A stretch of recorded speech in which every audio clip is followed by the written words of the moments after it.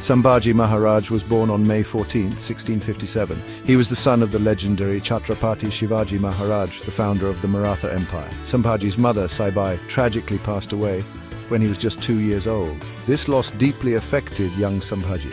Growing up, Sambhaji witnessed his father's struggle against the mighty Mughal Empire. He learned the art of warfare and statecraft from a young age. He was known for his intelligence, courage, and strong will. However, Sambhaji's early life was also marked by political turmoil. He was separated from his father and kept under house arrest for a period. This was due to complex political reasons and internal conflicts within the Maratha court. Chhatrapati Shivaji Maharaj passed away in 1680. This left a void in the Maratha Empire. Sambhaji Maharaj ascended the throne at the young age of 23. He inherited a kingdom that was still in its infancy.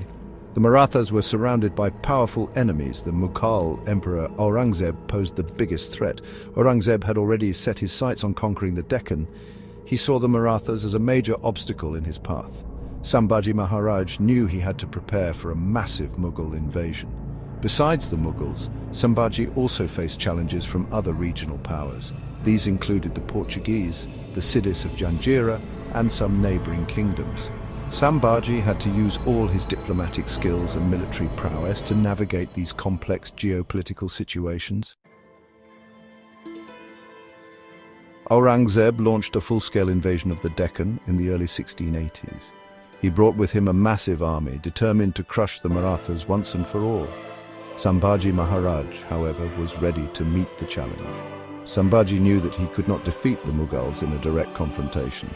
The Mughal army was far larger and better equipped than the Maratha forces. Instead, Sambhaji adopted a clever strategy of guerrilla warfare. He kept the Mughal army engaged in a series of small skirmishes and ambushes. This tactic, known as Ganimi Kava, was highly effective in wearing down the enemy. Sambhaji's forces raided Mughal supply lines, harassed their outposts, and avoided pitched battles. Despite the Mughal onslaught, Sambhaji Maharaj achieved some notable victories. He successfully defended his forts and territories against repeated Mughal attacks. One of his most famous victories came in the siege of Ramsej. Sambhaji also understood the importance of diplomacy. He formed alliances with other Deccan rulers who were also threatened by Aurangzeb's ambitions. He strengthened his ties with the Qutub Shahi dynasty of Golconda and other regional powers. Section 5. A King's Resolve, Sambhaji's Administrative Measures during Crisis. Sambhaji Maharaj's reign was not just about warfare, he also proved to be an able administrator. He faced severe challenges, including a devastating drought that struck the Deccan. Sambhaji took measures to alleviate the suffering of his people. He provided tax relief to farmers and encouraged the digging of wells and canals. He also promoted the cultivation of drought-resistant crops to combat the famine. Section 6. Betrayal and Capture, the Fall of a Warrior King. Despite his valiant efforts, Sambhaji Maharaj faced betrayal from within his own ranks. In 1689, he was captured by the Mughal forces in a surprise attack. This capture was a result of treachery by some of his own people who sided with the Mughals. The circumstances surrounding Sambhaji's capture are still debated by historians. Some accounts suggest he was betrayed by his own brother-in-law, Ganoji Shirki, who revealed his location to the Mughals. Section 7. A Martyr's End, Sambhaji's Execution and the Mughals' Pyrrhic Victory. Sambhaji was taken prisoner and presented before Aurangzeb. The Mughal emperor offered him a chance to convert to Islam and join his ranks. Sambhaji refused, choosing death over dishonor. He remained defiant until his last breath, challenging Aurangzeb's authority. Aurangzeb, enraged by Sambhaji's defiance, ordered his brutal execution. He was tortured and killed in a gruesome manner in 1689. His death sent shockwaves through the Maratha Empire. However, Aurangzeb's victory proved to be short-lived. Sambhaji's death only fueled the Marathas' resolve to fight for their independence.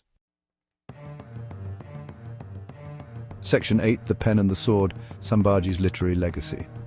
Sambhaji Maharaj was not only a warrior king, but also a scholar and a poet. He was well versed in Sanskrit and wrote several poems and texts. His literary works showcased his intellect and his deep understanding of various subjects. He used the pen name Yuktavichari. Under this name, he composed poems that reflected his thoughts on life, philosophy, and the political situation of his time.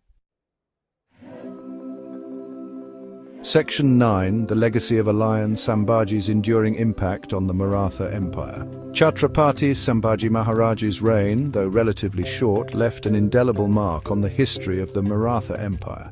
He is remembered for his courage, military acumen, and administrative skills. His defiance against Aurangzeb and his ultimate sacrifice became a source of inspiration for generations of Marathas.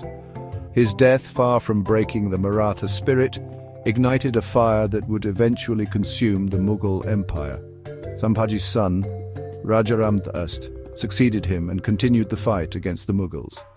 Sambhaji Maharaj's story is a testament to the indomitable spirit of the Maratha people. He is considered a national hero, and his legacy continues to inspire people even today.